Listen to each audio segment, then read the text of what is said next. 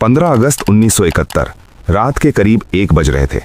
जगह थी पूर्वी पाकिस्तान, जो कि आज के बांग्लादेश का चटगांव बंदरगाह। पूरा शहर गहरी नींद में था। पाकिस्तानी सेना, जो उस समय पूर्वी पाकिस्तान पर कब्जा जमाए बैठी थी, अपने जश्न की तैयारी कर रही थी। 14 अगस्त को पाकिस्तान का स्वतंत्रता दिवस था और ठीक अगले दिन एक अजीब सी खामोशी छाई हुई थी। बंदरगाह पर बड़े बड़े मालवाहक जहाज खड़े थे। इनमें से कई जहाज अमेरिका और चीन से आए थे, जो पाकिस्तानी सेना के लिए हथियार, गोला बारूद और राशन लेकर आए थे। बंदरगाह की सुरक्षा इतनी कड़ी थी कि वहां एक परिंदा भी पर नहीं मार सकता था। सर्च लाइट्स पानी की सतह को चीर रही थीं, रडार घूम रहे थे, पहरेदार मशीन गन्स के साथ तैनात थे।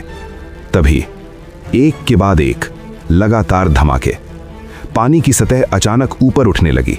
जो जहाज लोहे के बने थे, जिन्हें डुबाना नामुमकिन माना जाता था, वो ताश के पत्तों की तरह बिखरने लगे। MV अल अब्बास जैसा विशाल जहाज, जिसमें हजारों टन विस्फोटक भरा था, बीच से टूट गया। पाकिस्तानी सेना में हड़कंप मच गया। सायरन बजने लगे। हवाई हमला की चिल्लाने की आवाजें आने लगी। एंटी एयरक्राफ्ट गन्स ने आसमान की तरफ आग उगलना शुरू कर दिया। उन्हें लगा कि शायद भारतीय वायुसेना ने रात के अंधेरे में हमला कर दिया है, लेकिन आसमान खाली था। न कोई फाइटर जेट, न कोई बॉम्बर प्लेन। फिर उन्हें लगा कि शायद भारतीय पनडुब्बियों ने पानी के नीचे से टॉर्पीडो दागे हैं। सोनार चेक किया गया, लेकिन पानी के नीचे भी कोई पनडुब्बी नहीं थी। न आसमान में दुश्मन, न पानी के नीचे कोई मशीन। फिर ये जहाज डूब कैसे रहे थे? वो कौन था जो पाकिस्तान की नाक के नीचे उनकी सबसे सुरक्षित जगह पर तबाही मचाकर बिना एक भी गोली चलाए गायब हो गया? ये कहानी किसी फैंटम या भूत की नहीं है। ये कहानी है उन मुट्ठी भर निडर नौजवानों की, जिन्होंने सांस रोककर, मौत को गले लगाकर दुनिया के इतिहास का सबसे खतरनाक साइलेंट वॉर यानी खामोश युद्ध लड़ा। नमस्कार दोस्तों, आज हम पानी की गहराइयों में छिपे उस राज से पर्दा उठाएंगे जिसे ऑपरेशन जैकपॉट के नाम से जाना जाता है। एक ऐसा मिशन जिसने 1971 की जंग का रुख ही मोड़ दिया। इस घटना की जड़ें उस रात से कुछ महीने पहले मार्च 1971 में गड़ी थीं। पाकिस्तान 2 हिस्सों में बटा हुआ था, पश्चिमी पाकिस्तान और पूर्वी पाकिस्तान। हुकूमत पश्चिम की थी, लेकिन संसाधन और जनता पूर्व की। जब पूर्वी पाकिस्तान ने अपनी आवाज उठाई, तो जवाब में उन्हें मिला ऑपरेशन सर्च लाइट। ये एक नरसंहार था। पाकिस्तानी सेना ने अपने ही लोगों पर गोलियां चलानी शुरू कर दी। ढाका यूनिवर्सिटी से लेकर गांवों तक लाशों के ढेर लग गए। जान बचाने के लिए लाखों शरणार्थी भारत की तरफ भागने लगे। भारत की प्रधानमंत्री इंदिरा गांधी और सेना प्रमुख जनरल सैम मैनेकशॉ के सामने एक बड़ी चुनौती थी। भारत सीधे तौर पर युद्ध नहीं छेड़ सकता था, क्योंकि अंतर्राष्ट्रीय दबाव बहुत ज्यादा था, लेकिन हाथ पर हाथ धरे बैठना भी मुमकिन नहीं था। शरणार्थियों का बोझ भारत की अर्थव्यवस्था को तोड़ रहा था। हमें कुछ ऐसा करना था जो दुश्मन को अंदर से खोखला कर दे, उसकी सप्लाई लाइन काट दे, क्योंकि कोई भी सेना भूखे पेट या बिना गोलियों के नहीं लड़ सकती।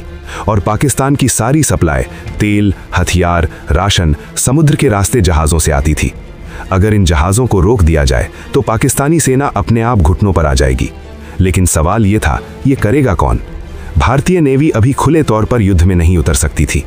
यहीं से जन्म हुआ एक ऐसे आइडिया का जो सुनने में पागलपन लगता था। नई दिल्ली के नॉर्थ ब्लॉक के बंद कमरों में एक गुप्त बैठक चल रही थी। नेवल इंटेलिजेंस के डायरेक्टर कैप्टन मिहिर रॉय और naval chief admiral SM Nanda ने एक अजीब प्रस्ताव रखा।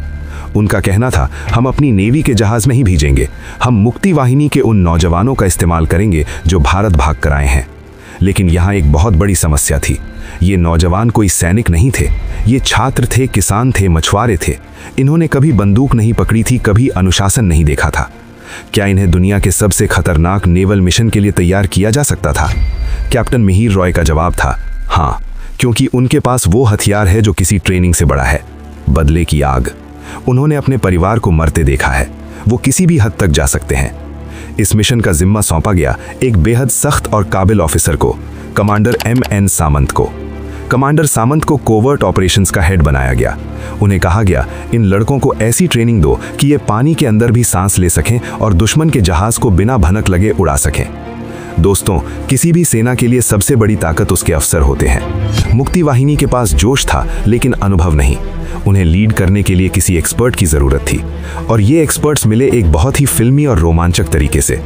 मार्च 1971 में फ्रांस के टूलोन शहर में एक पाकिस्तानी पनडुब्बी PNS मैंग्रो खड़ी थी। इस पनडुब्बी के क्रू में कुछ बंगाली अफसर भी थे। जब उन्होंने रेडियो पर सुना कि उनके देश यानी पूर्वी पाकिस्तान में उनकी माँ बहनों के साथ क्या हो रहा है तो उनका खून खौल उठा। इनमें एक नाम था अब्दुल वाहिद चौधरी और उनके 7 साथियों ने एक बहुत बड़ा फैसला लिया। उन्होंने पाकिस्तानी नेवी से बगावत करने की ठान ली।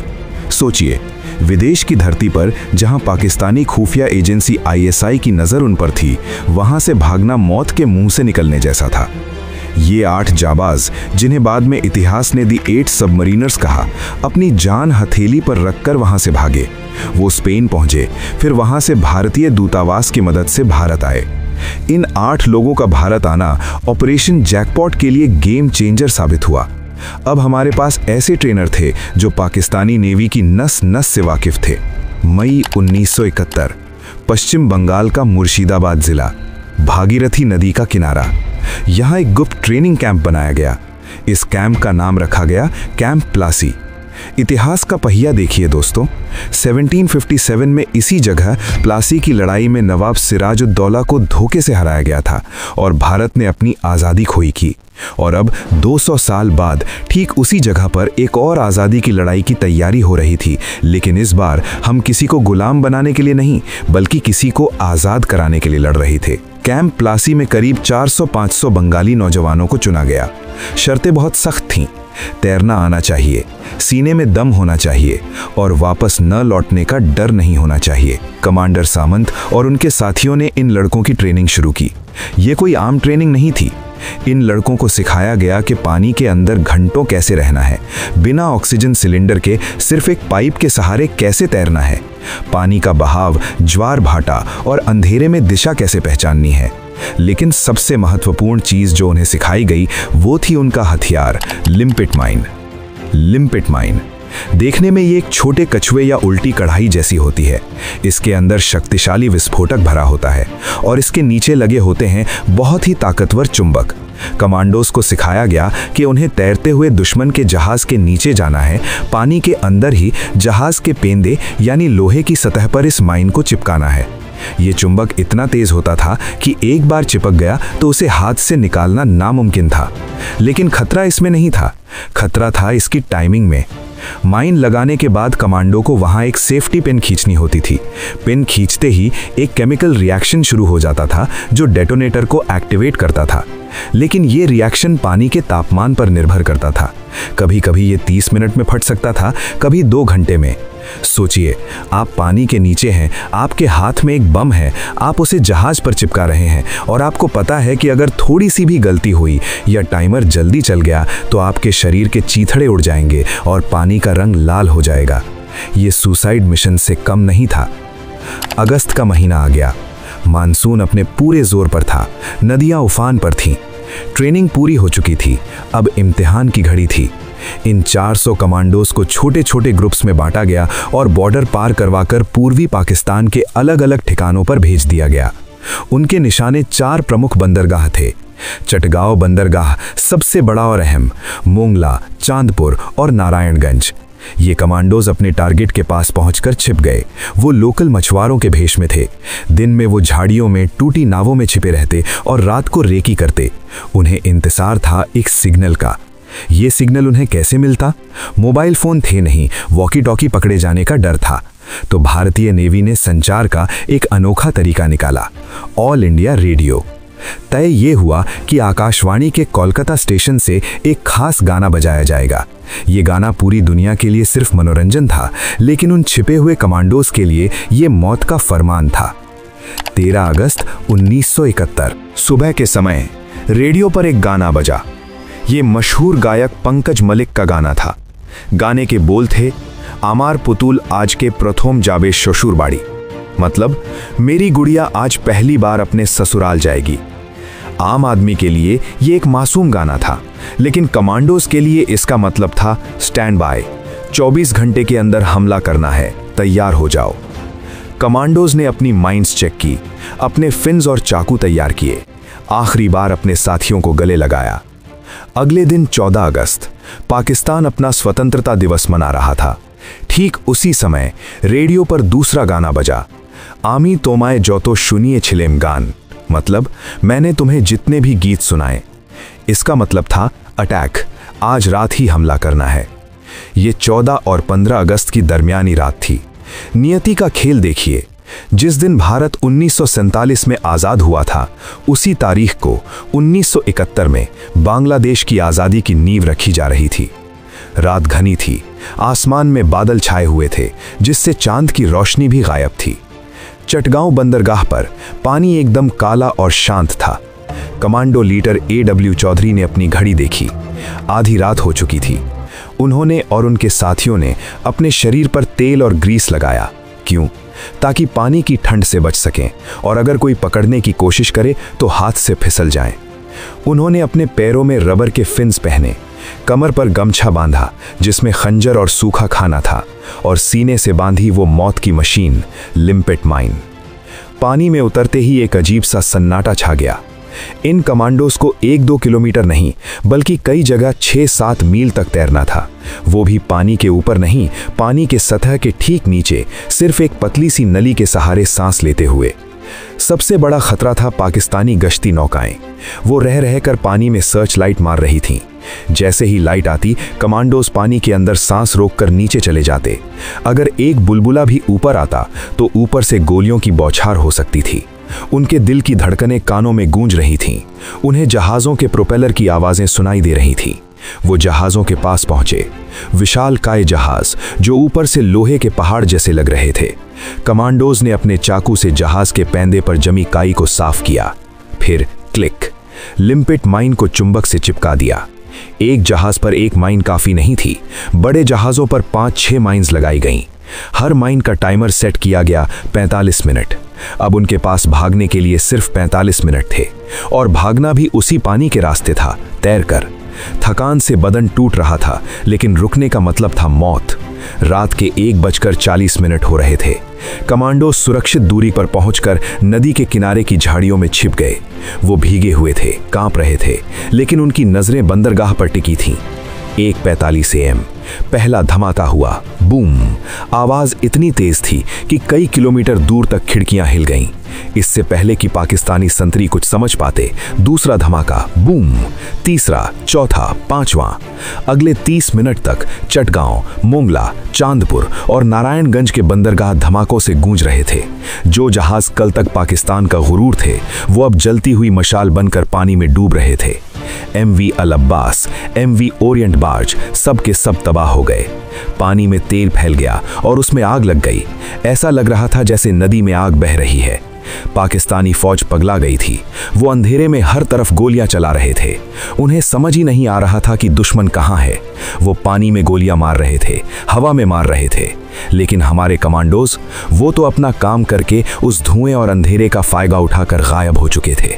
उस एक रात में, सिर्फ एक रात में लगभग 45 बड़े और छोटे जहाज डुबो दिए गए या बेकार कर दिए गए। तकरीबन 1 लाख टन का सामान पानी में समा गया। ये द्वितीय विश्व युद्ध के बाद दुनिया का सबसे बड़ा और सफल नेवल सैबोटाज ऑपरेशन था। सुबह होते होते दुनिया भर की हेडलाइंस बदल चुकी थीं। BBC, वॉइस ऑफ अमेरिका, सब जगह यही खबर थी कि पूर्वी पाकिस्तान के बंदरगाह तबाह, बंगाली बागियों का घातक हमला। इस हमले का असर सिर्फ जहाज़ों के डूबने तक सीमित नहीं था, इसका असर बहुत गहरा था। सप्लाई लाइन का खात्मा। पाकिस्तान अब अपने सैनिकों को रसद और हथियार नहीं भेज पा रहा था। चटगांव बंदरगाह इतना जाम हो गया कि वहां कोई नया जहाज आ ही नहीं सकता था। मनोवैज्ञानिक हार। पाकिस्तानी सेना, जो खुद को अजेय समझती थी, डर गई। उन्हें लगने लगा कि मुक्ति वाहिनी कहीं भी हो सकती है, पानी में, जमीन पर, हवा में। उनका मनोबल टूट गया। दुनिया को पता चल गया कि ये सिर्फ कुछ दंगाइयों का काम नहीं है, बल्कि एक संगठित युद्ध है। इस ऑपरेशन ने यह साबित कर दिया कि साधारण लोग अगर ठान लें तो दुनिया की किसी भी ताकतवर फौज को धूल चटा सकते हैं। दिसंबर 1971 में जब असली युद्ध शुरू हुआ तो पाकिस्तानी सेना पहले से ही हताश और कमजोर हो चुकी थी। ऑपरेशन जैकपॉट ने उनकी रीढ़ की हड्डी पहले ही तोड़ दी थी। 16 दिसंबर 1971 को जब जनरल नियाजी ने 93,000 सैनिकों के साथ सरेंडर किया तो उस जीत की नींव उन गोताखोरों ने ही रखी थी। आज बांग्लादेश की नेवी का जन्म इन्हीं वीरों से माना जाता है। लेकिन दुख की बात यह है कि इतिहास की किताबों में अक्सर बड़े जनरलों और नेताओं का नाम होता है, वो लड़के जिन्होंने अपने शरीर पर ग्रीस पोता था, जिन्होंने मौत के अंधेरे पानी में छलांग लगाई थी, उनमें से कितनों के नाम हम जानते हैं? Captain M N. Samant, captain Mihir Roy और वो 8 बागी सबमरीनर्स और वो 500 से ज़्यादा अज्ञात नायक, ये वो लोग थे जिन्होंने बिना वर्दी के, बिना मेडल की चाह के एक देश का नक्शा बदल दिया। इसे कहते हैं द साइलेंट वॉर, एक ऐसी जंग जहां शोर सिर्फ धमाकों का था लेकिन वीरता खामोश थी। आपको क्या लगता है दोस्तों, क्या इतिहास में ऐसे और भी साइलेंट ऑपरेशंस हैं जिनके बारे में हमें नहीं पता? और अगर आप उस रात उन कमांडोज की जगह होते तो क्या आप इतना बड़ा जोखिम उठा पाते? अपने जवाब और राय नीचे कमेंट्स में ज़रूर लिखें। अगर आपको ये अनकही कहानी पसंद आई तो इस वीडियो को लाइक करें और अपने दोस्तों के साथ शेयर करें। और हाँ, ऐसी ही रोंगटे खड़े कर देने वाली सच्ची कहानियों के लिए हमारे चैनल को सब्सक्राइब करना न भूलें। मैं हूं डॉको हिडन और मैं मिलूंगा आपसे अगले वीडियो में एक और रहस्य, एक और सच के साथ। तब तक के लिए जय हिंद, जय भारत।